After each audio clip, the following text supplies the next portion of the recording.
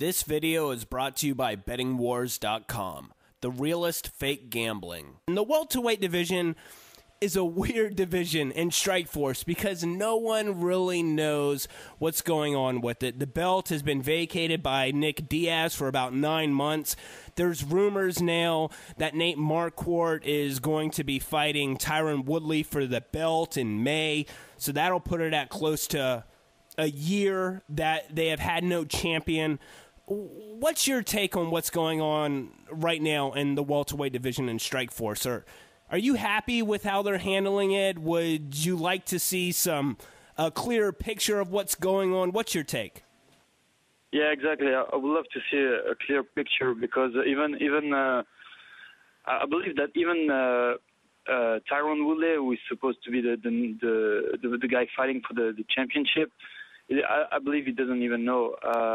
Maybe I'm wrong, but I don't know. I think they are trying to bring, I don't know who to fight Tyron, but I don't know who wants to see him as a champion also, you know. So there is so many, they bring new fighter into the Strikeforce, and then it's kind of putting the belt later and later because those new fighters are coming in, and so I believe that nobody knows, fans doesn't know.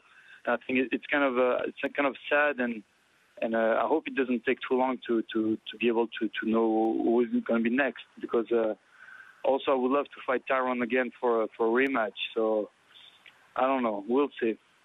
When you hear that they're going to bring in a new Strikeforce fighter to fight for the belt, honestly, how does that make you feel? I mean, you've been putting in your dues with Strikeforce, and they're supposedly going to bring Nate Marquardt in, a guy who really got kicked out of the UFC for doing some things that the boss didn't agree with, and they're going to bring him over into Strikeforce and immediately give him a title shot. It doesn't really seem like they're punishing him at all. If anything, they're to a certain extent giving him a gift. Really, in my eyes, what do you think about this? You know, it's kind of it's kind of messed up because I've been fighting for Strikeforce for almost 2 years now. I have 6 fights with them, and just only 1 loss. And you know, Nate is a great fighter. You know, don't take me wrong. I'm a big fan of his. I've been following him, but giving him a shot right away, and even though he never fought at 170 before, you know, it's kind of I believe it's kind of a rush, and other fighters have been waiting behind, and I don't think that it's kind of respectful for all the other fighters at the welterweight class. So hopefully it doesn't go that way, but I heard the rumors are like that. So as I said, we'll see. Regardless of what happens with Nate Marquardt, what do you want next for yourself? Who do you want to fight next? What do you want to happen with your career in Strikeforce? I would love to get a rematch with Tyron, you know.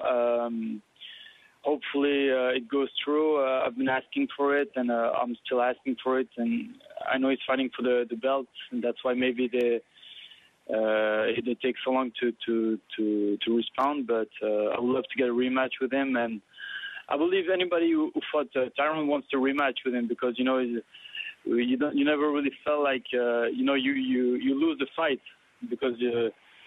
So hopefully I will get a rematch with him. But other than that, hopefully I don't fight in too long also, because I'm training every day, and I don't want to wait for like another, I don't know, 3-4 months before to get a fight.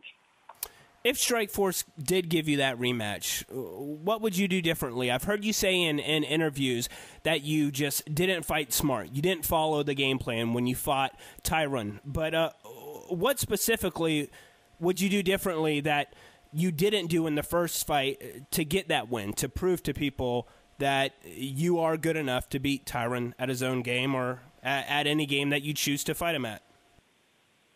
But, you know, Tyron, he does one thing when he fights, and he does it well. But he's one-dimensional fighter. He's wrestling and he's clinch, and he takes you down from the clinch, and doesn't really throw a lot of punch. So I think what you got to do with Tyron is keep his distance is key. and the footwork, and also he gas pretty quick too. So also at the same time put a lot of pressure on him, I believe, and he fought Nate Marquardt, and I believe that's the guy who really put him on his butt and really put a lot of pressure on him, and I believe that's the kind of the key to fight somebody like him. One more thing on this topic about Strikeforce and the indecisiveness that's going on with the welterweight division. I had heard you previously say that you did hope to one day fight in the UFC.